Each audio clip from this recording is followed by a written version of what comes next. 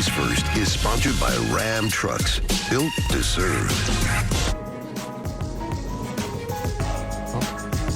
Football is right around the corner, and the NFC is filled with veteran quarterbacks more than capable of a Super Bowl run. Nick Wright, Chris Broussard set to unveil their NFC picks for the coming season. Cannot wait for that.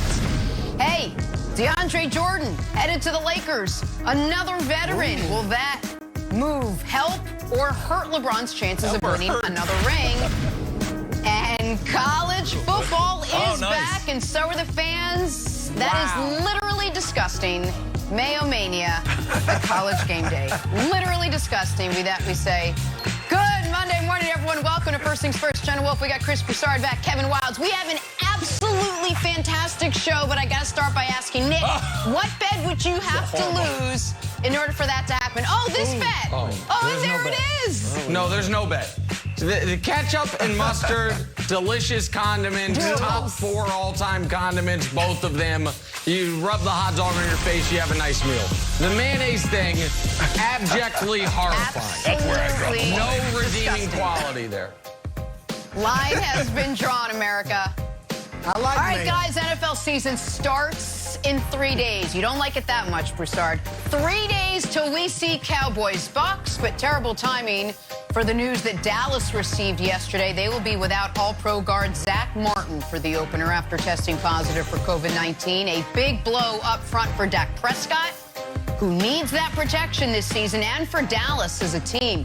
Zeke called Martin our best player on offense. So that's the Cowboys situation. Flip over to the Tampa side. Tom Brady ditching the knee brace at practice after dealing with an MCL injury for most of last season. Brady said, "Oh, it's good for me to feel like I can move around freely. I had a knee sleeve on for 13 years. Just that little bit of compression keeps a hamstring from working the right way. You try to compress the knee to keep it more stable, but then you're also compressing the quad. This is the first time that I've been able to run and not think about it. I'm not going to turn into Michael Vick out there, but at least I'm not going to be super restricted."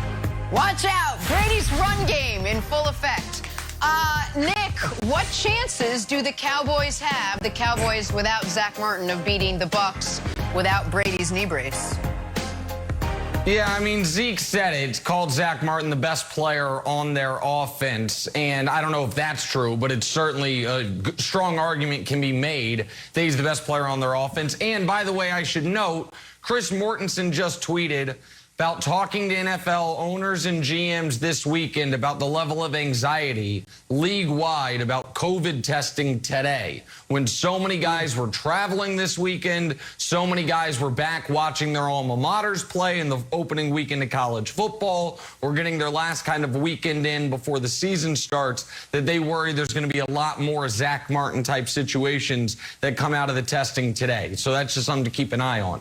But for the Cowboys, I'd love to pick this upset, but they are not built the way you need to be built in order to beat the Tampa Bay Buccaneers. There are, in my opinion, there's 2 ways to beat the Bucs that we saw last year. One is have a ferocious front 7, particularly defensive line, and constantly harass Brady. That's how New Orleans got him twice. That's how Chicago got him. That's where they had their real difficulties. The other way would be the way I thought the Chiefs were going to be able to beat them in the Super Bowl, which is high-flying aerial attack.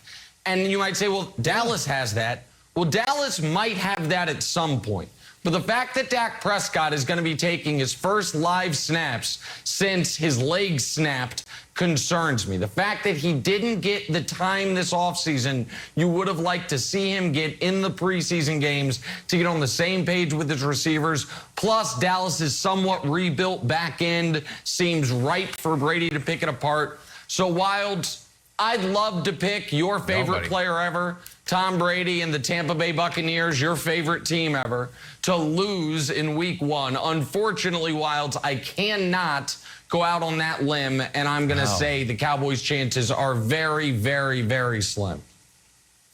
A man of true integrity won't pick against Tom Brady and won't have mayonnaise poured all over him. There are lines that Nick Wright won't cross, America, and you have found them here. Broussard, I will, however, pick the upset. Last week, I had it 33-28 Cowboys. After consulting with the meteorologists in the Tampa Bay area, it's going to be windy. It's going to be a little bit wet. I'm going to bring it down. Cowboys 24, Bucks 21 for two reasons, my friend. The first reason is who's hungrier. I think the answer to who's hungrier is definitely the Cowboys. I think Dak is hungry to get back on the field. I think Zeke is so hungry, he's got a literal feed me tattoo. I think Mike McCarthy's hungry. I think Dan Quinn and the entire defense is hungry. And you might say, oh, but Wilds, that's just too simplistic. That doesn't matter. It does matter, and it has mattered, Broussard.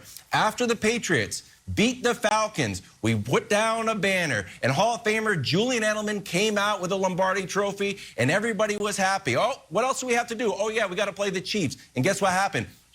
Alex Smith, aerial attack. We gave up 21 points in the fourth quarter, and we lost the game. Tom Brady's like, we need to, after the game, Tom Brady said, we need to play with a championship mentality every game. Bill Belichick was like, we kind of let down. So there was an emotional letdown. I could see it happening again. The other thing is this. The Cowboys defense has got a lot of new guys on it. You got Micah Parsons out there. We don't know how he's going to look. At least 4 new starters, at least. There might be more depending what happens. So if you're telling me the Bucks are bringing back all 22 guys, like, all right, I don't think there's going to be a ton of surprises with what the Bucks do. But just like the Chiefs surprised the Patriots, you threw in some new wrinkles a few years ago, I think Dan Quinn will have some surprises up his sleeve to throw at Brady, just throw him off a little bit. And the fact that they're hungrier, throw a few surprises and throw a little bit of wacky weather in there. Cowboys win 24-21. Oh. Wiles, you stunned me. Hey, it's out there. And you've opened up the door. Since I joined you guys permanently, I haven't had the opportunity to say this. I've been waiting. I'm gobsmacked. I'm gobsmacked by what you just said, Kevin Wiles. Yeah. There is no way. A weekend. Zero, zilch, none. That's how much of an opportunity or chance Dallas has of winning this game. They're not winning it. I'm willing to guarantee that the Cowboys do not win this game. I'm only a hair away from guaranteeing it's a rout. All right, the Cowboys are not ready to start the season against the best team in football, or at least the defending Super Bowl champions. Nick already mentioned Dak Prescott's first snap since breaking his ankle is against one of the best defenses in the league. Zach Martin, one of the premier linemen on offense, is now out. The entire offensive unit for the Cowboys did not play one snap in the preseason, Wilds. Not a game, not even a series, not one play together. All right, they are not ready. And now you got Tom Brady with this newfound mobility. Oh, it could be ugly, Wilds. Here's what I'll say. Newfound mobility. Here's the silver lining. Here's the silver lining for the Cowboys. It's only week 1. Zach Martin will be back, and their schedule lightens up tremendously after week 2. So it will not ruin their season by any means. But they're in for it. And I would say this to Cowboys fans. If they play Tampa Bay close, and I don't mean, the game is in doubt in the fourth quarter close. I mean 32-24, legit 32-24, something like that. Then, Nick, I think Cowboys fans and the Cowboys themselves should feel good about that because they are not winning this game.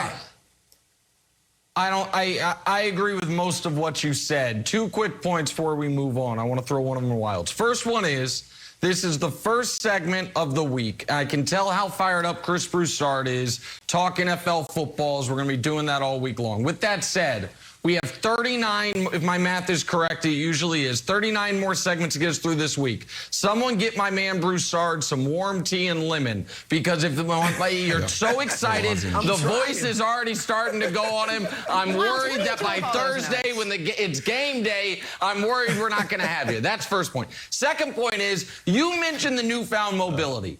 This is like a take to wrap up, put away in the closet, and we'll unwrap it come, Thanksgiving or Christmas time. Wilds, It is more than odd that Tom Brady is all of a sudden like, hey, I've worn this knee brace for 13 years or sleeve. I'm now taking it off. I'm shocked he's doing it. I've never seen an athlete do it.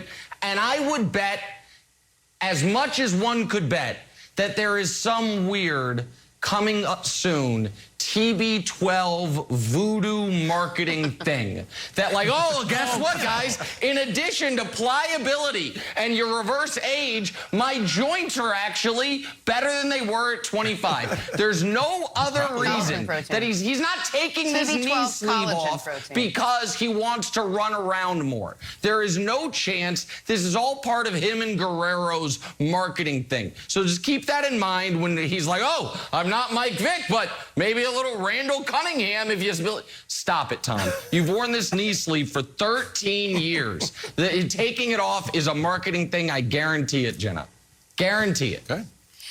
84 hours and counting until we see Tom Brady without the knee sleeve. The NFL season kicks off. We'll see Cowboys and Bucks and what that all looks like.